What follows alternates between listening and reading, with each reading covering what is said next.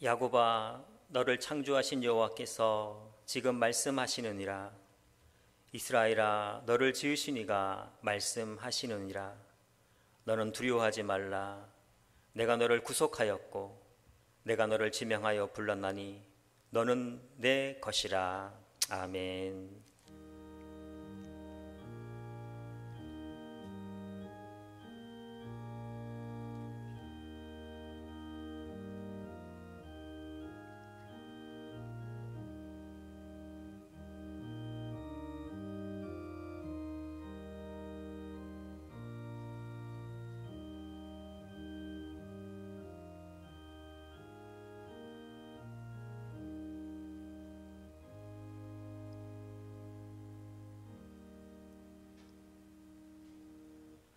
하나님, 이 시간 우리가 하나님께 예배드립니다.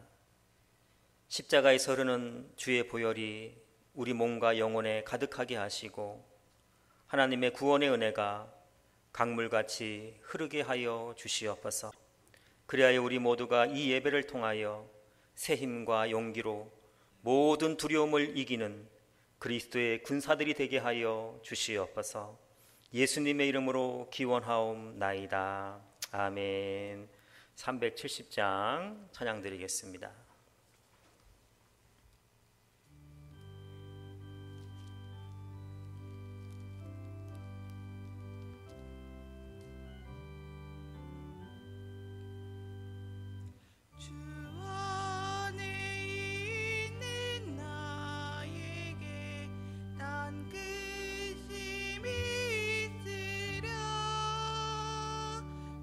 십자가 밑에 나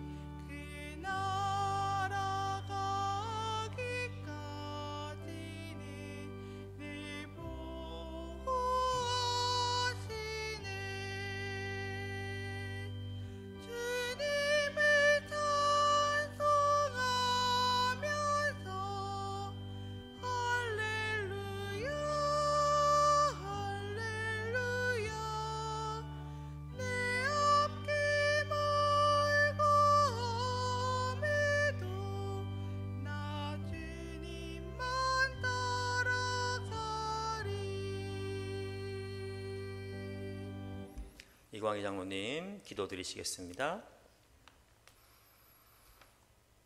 할렐루야. 천지 만물을 창조하시고 우리의 생사 화복을 주관하시며 운행하시는 하나님 아버지, 그 은혜에 감사와 찬양과 영광을 올려드립니다. 지난주의 태풍에 우리 지역도 피해는 있었지만 그래도 태풍의 중심에서도 인명피해 없이 잘 지나가게 하심도 감사드립니다. 이렇게 무한한 감사드릴 것과 은혜를 주심에도 저희들 세상에 눈 어두워 한 주간 생활할 때에 주님을 잊고 세상 사람들과 구별되지 못한 삶, 이 시간 회개하오니 용서하여 주시옵소서. 코로나의 재확산으로 심각한 사태를 맞아 견디기 힘든 상황에 처해 있습니다. 불쌍히 여기사 하루빨리 백신과 치료제가 개발되어 이 힘든 상황을 하루빨리 종식되게 하여 주셔서 예배와 일상이 회복되게 하옵소서. 이 사태로 저희들이 더욱더 하나님을 두려워하며 하나님 앞에 겸손히 나아갈 수 있도록 인도하여 주시옵소서. 코로나로 인하여 교회마다 예배의 중단이 이어지고 있습니다. 확산이 속히 멈춰져서 온전히 예배 드릴 수 있도록 인도하여 주시옵소서. 또한 간절히 원합니다. 이번 사태로 사이비 이단과 하나님을 빙자한 모든 세력들이 종식되어 악한 세력들이 무너지게 하시고 모든 왜곡에서 벗어날 수 있도록 인도하여 주시옵소서. 이 위기 속에서 다시금 예배의 소중함과 절실함을 깨닫게 하시고 더욱더 경건에 힘쓰며 영적 성장과 부흥의 교회가 되게 하여 주시옵소서. 하나님 아버지, 간절히 원합니다. 우리 교회를 사랑하시어 더욱 하나님만을 바라보게 하시며 이 지역의 방주의 역할을 잘 감당하여 주님을 알지 못하는 이들에게 주님을 만날 수 있게 하여 주시옵소서. 그리하여 교회가 날로 성장되게 하여 주시옵소서. 간절히 원합니다. 강윤규 담임 목사님을 세워주셨습니다. 굳건히 붙잡아 주시고 어려운 시기에 건강을 허락하사 모든 양떼들을 맑은 물과 푸른 초장으로 잘 인도하게 하옵소서. 사모님과 자녀들 그리고 섬기는 두 분 전도사님께도 건강과 특별한 지혜와 능력을 허락하여 주시옵소서. 간절히 원합니다. 유치부에서부터 당회에 이르기까지 우리 교회 모든 성도님들 코로나19가 멈춰질 때까지 털끝 하나 상하지 않게 안위하여 주시옵소서. 특히 코로나 감염에 취약한 연로하신 어르신들 건강 지켜주셔서 천국 가는 그날까지 기쁨으로 하나님을 찬양하게 하옵소서. 우리 다시 모여 예배 드릴 때 기쁨과 환희의 예배를 주님께 온전히 드리게 하옵소서. 간절히 원합니다. 슬픔을 당한 가정, 병마와 싸우고 있는 가정, 경제적으로 어려움에 처해 있는 가정 등 여러 가지 어려움에 처해 있는 가정, 주님 지켜주셔서 모든 문제들이 해결되게 하여 주시옵소서. 하나님 아버지, 오늘 또 각자의 처소에서 예배 드릴 때에 주님 예배를 받아 주시옵소서. 오늘도 단위에 세우신 담임 목사님, 그 입술로 선포되어지는 하나님의 말씀을 통하여 우리의 영혼이 감동케 하시며 승리하며 살아가도록 은혜 내려 주시옵소서. 오순절 후 15번째 주일 예배를 주님께 올려드립니다. 주님 홀로 영광 받으시오며 귀하신 예수님 이름으로 간절히 기도드리옵나이다. 아멘.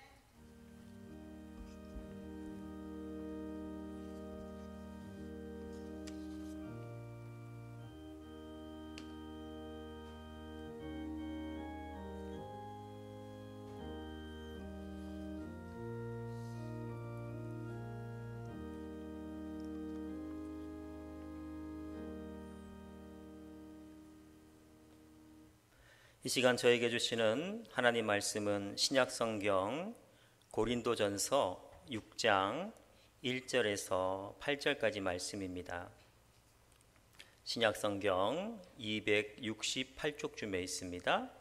고린도전서 6장 1절에서 8절까지 말씀을 제가 봉독해 올리겠습니다. 너희 중에 누가 다른 이와 더불어 다툼이 있는데 구태여 불의한 자들 앞에서 고발하고 성도 앞에서 하지 아니하느냐? 성도가 세상을 판단할 것을 너희가 알지 못하느냐? 세상도 너희에게 판단을 받겠거든 지극히 작은 일 판단하기를 감당하지 못하겠느냐? 우리가 천사를 판단할 것을 너희가 알지 못하느냐? 그러하거든 하물며 세상 일이랴. 그런즉 너희가 세상 사건이 있을 때에 교회에서 경히 여김을 받는 자들을 세우느냐? 내가 너희를 부끄럽게 하려 하여 이 말을 하노니 너희 가운데 그 형제 간의 일을 판단할 만한 지혜 있는 자가 이같이 하나도 없느냐? 형제가 형제와 더불어 고발할 뿐더러 믿지 아니하는 자들 앞에서 하느냐? 너희가 피차 고발함으로 너희 가운데 이미 뚜렷한 허물이 있나니 차라리 불의를 당하는 것이 낫지 아니하며 차라리 속는 것이 낫지 아니하냐? 너희는 불의를 행하고 속이는구나. 그는 너희 형제로다. 아멘. 이 시간 우리 김창호 지사님 나오셔서 찬양을 통해 하나님께 영광 올려드리겠습니다.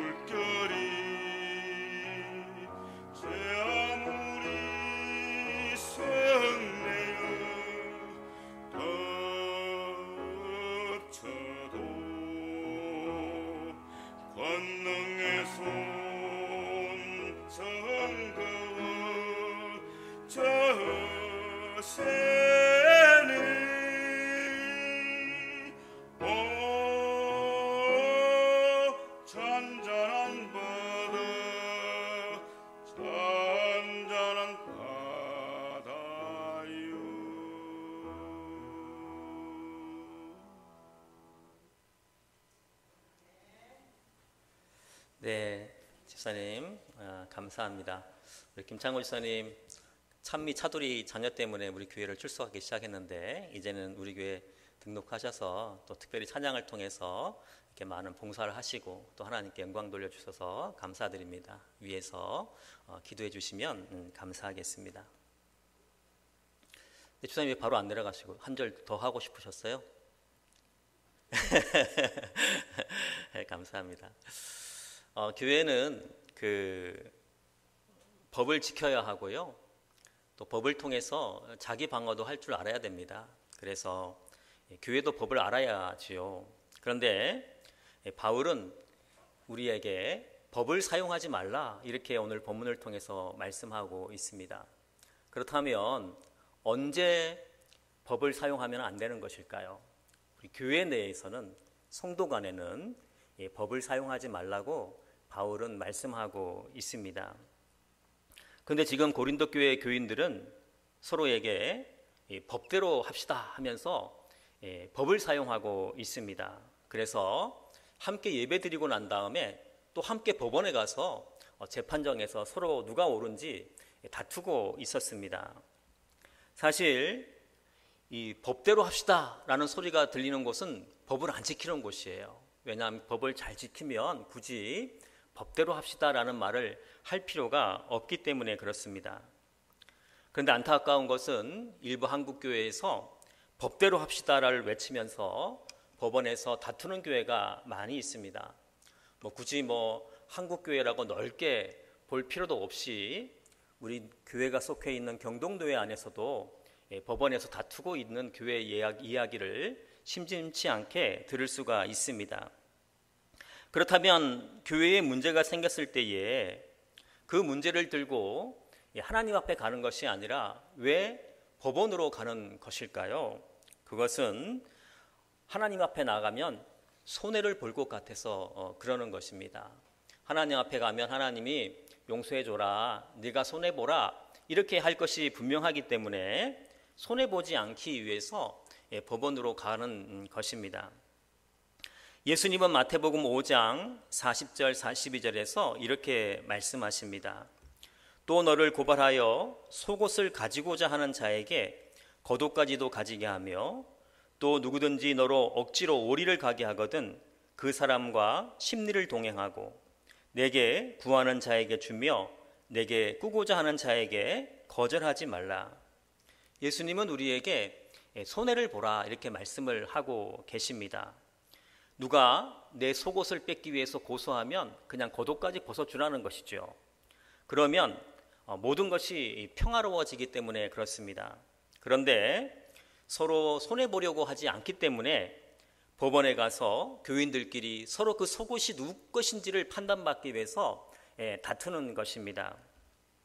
물론 교회가 이렇게 서로 고소하고 재판을 한다는 것은 그래도 교회가 먹고 살만하다는 것이죠.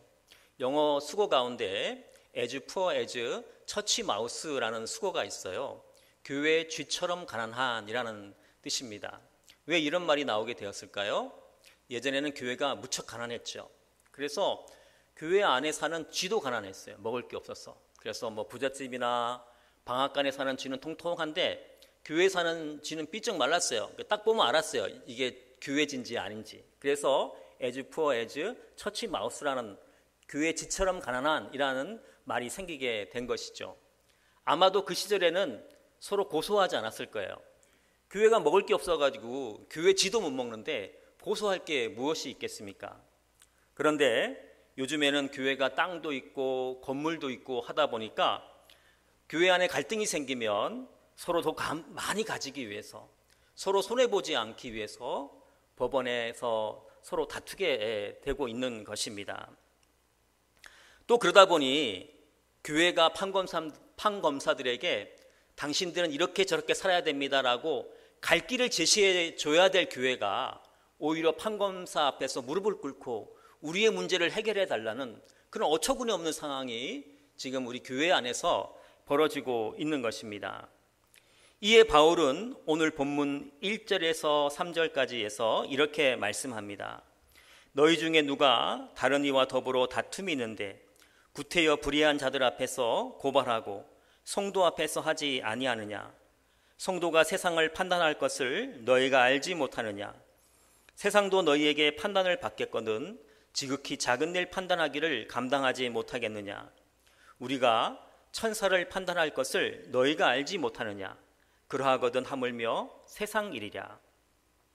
제가 이 말씀을 현대인의 성경책으로 다시 한번 읽어보겠습니다. 여러분 가운데 다툼이 생겼을 때 왜 성도들 앞에서 해결짓지 않고 세상 법정에 호소합니까? 성도가 세상을 심판하게 된다는 것을 여러분은 모르십니까? 온 세상을 심판하게 될 여러분이 그 정도의 사건 하나도 해결할 능력이 없습니까?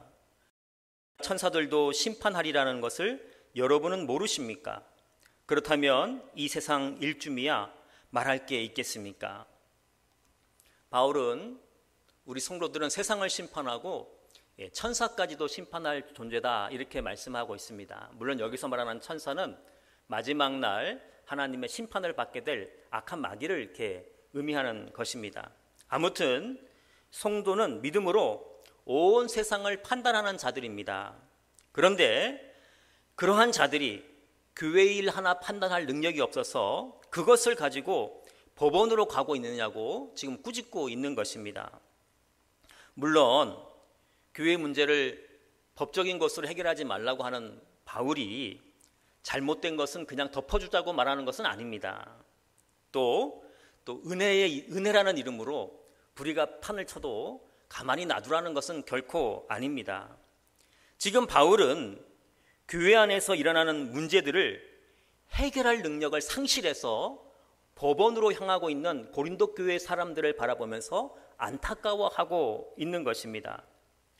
왜 바울은 법원으로 가고 있는 교인들을 안타깝게 바라보았을까요? 교회의 치부가 세상에 드러나기 때문입니까? 물론 그럴 수도 있겠지만 교회가 법정으로 가는 순간에 그 교회의 주권은 하나님에서 세상 권력으로 넘어가기 때문에 그렇습니다. 그래서 오늘 본문 1절은 이렇게 말씀합니다. 너희 중에 누가 다른 이와 더불어 다툼이 있는데 구태여 불의한 자들 앞에서 고발하고 성도 앞에서 하지 아니하느냐. 여기서 불의한 자들이라는 것은 세상 재판관들이 불의하다는 것을 의미하는 것이 아닙니다. 세상 재판관들이 하나님의 방식, 하나님의 뜻을 모르는 자들이라는 것입니다. 하나님의 뜻을 모르는 재판관들은 하나님의 뜻이 아니라 세상의 기준으로 교회의 문제를 판결을 합니다. 이렇게 세상의 뜻이 아니라 하나님의 뜻이 아니라 세상의 뜻으로 교회 일을 판단하는 것을 바울은 불의한 일로 본 것입니다. 그래서 바울은 교회 문제를 가지고 재판정에 가지 말라고 우리에게 권유하고 있는 것입니다. 옛날에 성질이 좀 급한 남자가 버스에 탔어요. 근데 버스가 출발하지 않고 가만히 있는 거예요.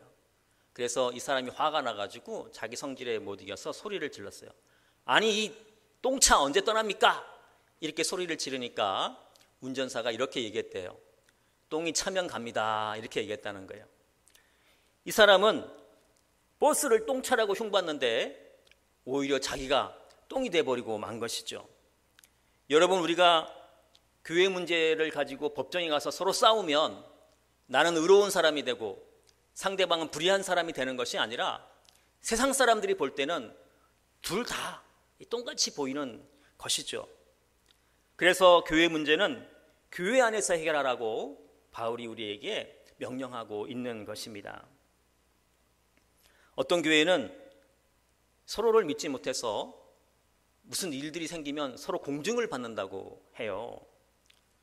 물론 교회 안에서도 법이 필요하긴 하겠지만 이렇게 교회가 세상의 법을 따지기 시작하면 하나님의 법은 사라지고 마는 것입니다. 그래서 바울은 성도들 간에 법원에서 싸우느니 그냥 손해보는 것이 낫다고 이렇게 말씀을 합니다. 본문 7절 말씀입니다.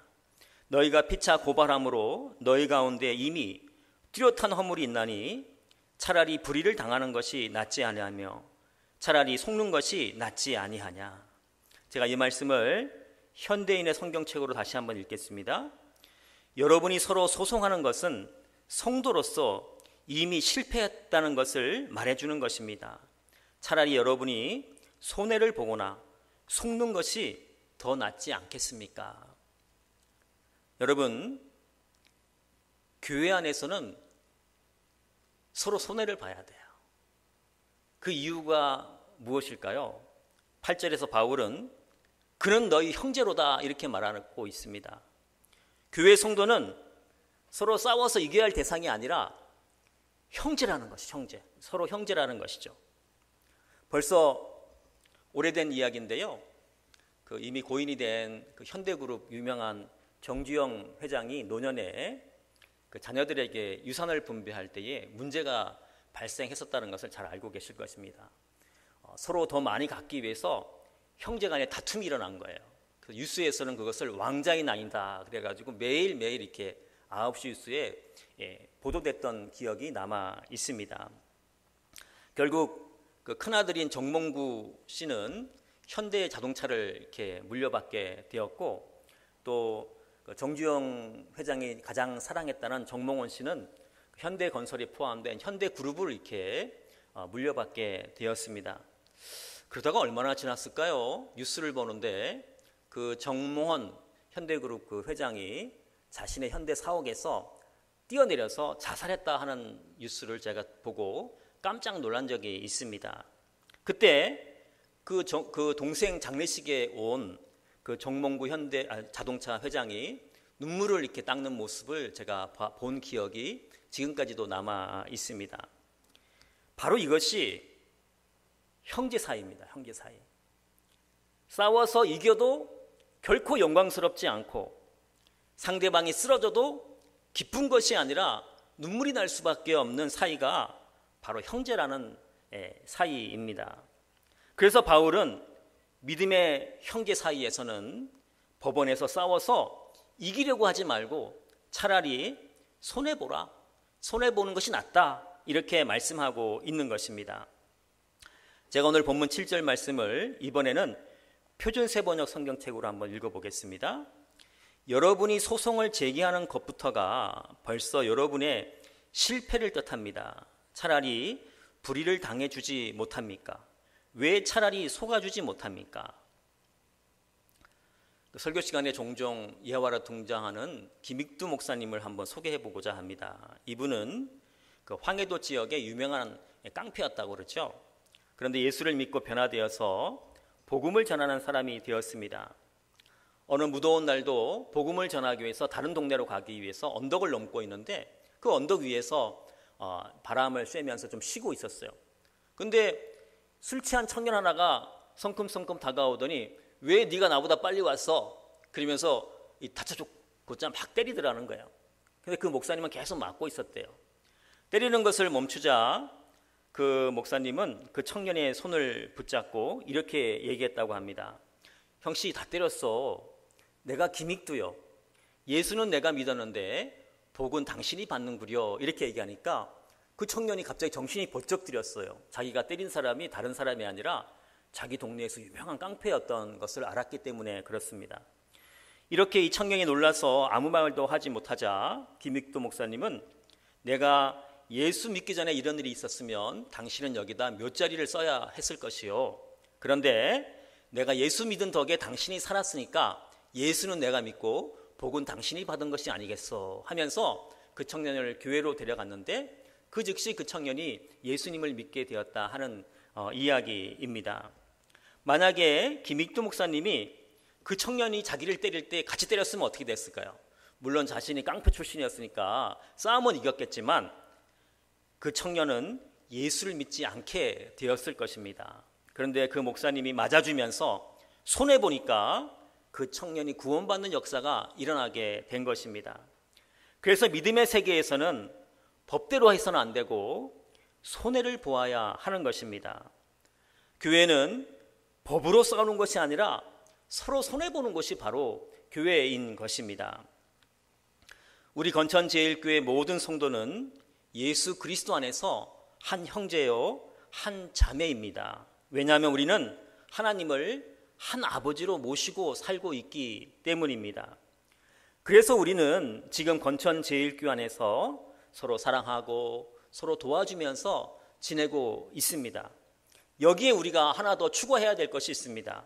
바로 우리는 교회 안에서 서로 손해보면서 살아야 하는 것입니다.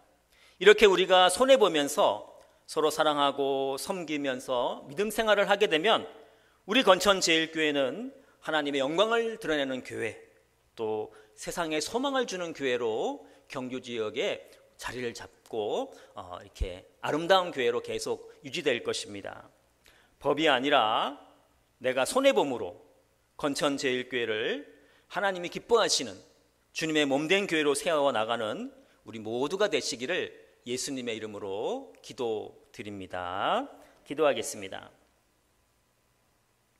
하나님, 교회에 문제가 생겼을 때에 내가 손해봄으로 문제를 해결하는 우리 모두가 되게 하여 주시옵소서. 그래 우리 모두가 건천제일교회를 하나님이 기뻐하시는 교회로 세워나가게 하여 주시옵소서. 제자들의 발을 씻기시고 십자가에서 죽으심으로 지금도 우리를 하나 되게 하시는 예수님의 이름으로 기도하옵나이다. 아멘. 찬송가 220장 찬양 드리겠습니다.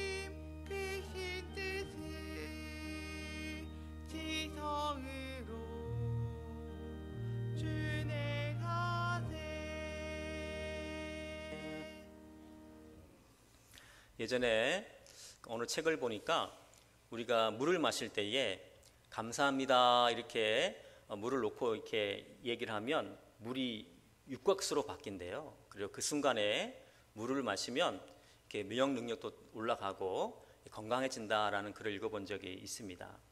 제가 제주도 살 때에 제주 삼다수 공장을 견학 간 적이 있었는데요. 그 공장 안에 이렇게 클래식 음악이 이렇게 들리고 있었어요. 제가 어느 정도 짐작은 했지만 직원에게 왜 이렇게 음악을 틀어놓았느냐 이렇게 물어보니까 물이 좋은 음악을 들으면 건강한 물로 바뀌기 때문에 틀어놓습니다 얘기를 하더라고요. 제가 또 몰랐던 사실이 하나 있었는데 그 직원이 말하기를 우리는 밖에만 이렇게 음악을 틀어놓는 것이 아니라 물이 공급되는 파이프 안에도 음악 소리가 들리게끔 설치해 놓았습니다 이렇게 얘기하는 거예요. 그러면서 하는 말이 저는 이것이 그냥 뭐 좋자고 하는 얘기인 줄 알았더니 진짜로 이렇게 음악을 들려주면서 현미경으로 물을 이렇게 관찰해 보니까 물이 이렇게 좋은 결정체로 바뀌더라는 거예요. 그러면서 확신을 가지고 저에게 설명해 주었던 것이 기억에 남아 있습니다. 여러분, 우리 몸은 대부분 뭘로 구성되어 있죠? 물로 구성되어 있습니다. 좋은 소식을 들어야지 건강해지는 것이죠. 그런데 지금 우리가 코로나19로 때문에 안 좋은 소식만 자꾸 우리 몸에 들려요. 그래서 몸이 더 안 좋아지는 것이 아닌가 그런 생각이 제가 어저께 설교를 준비하면서 갑자기 들었어요. 그래서 우리는 이번 한 주간에 내 몸이 기도 소리를 듣고 찬송 소리를 듣고 성경 말씀을 들을 수 있도록 해주면 더 건강해지지 않을까 그런 확신이 들었습니다. 이번 한 주 내 몸에 좋은 소리를 듣게 해서 건강하시고 또 다음 주에 더 행복하고 좋은 모습으로 뵙기를 주님의 이름으로 기도드립니다. 기도하겠습니다.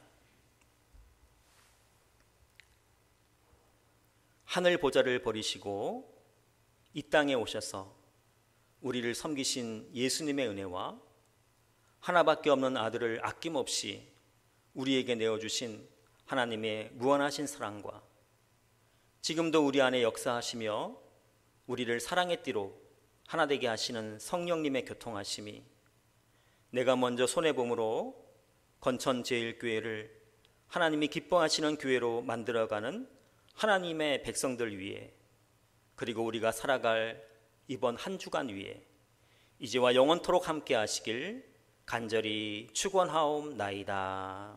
아멘.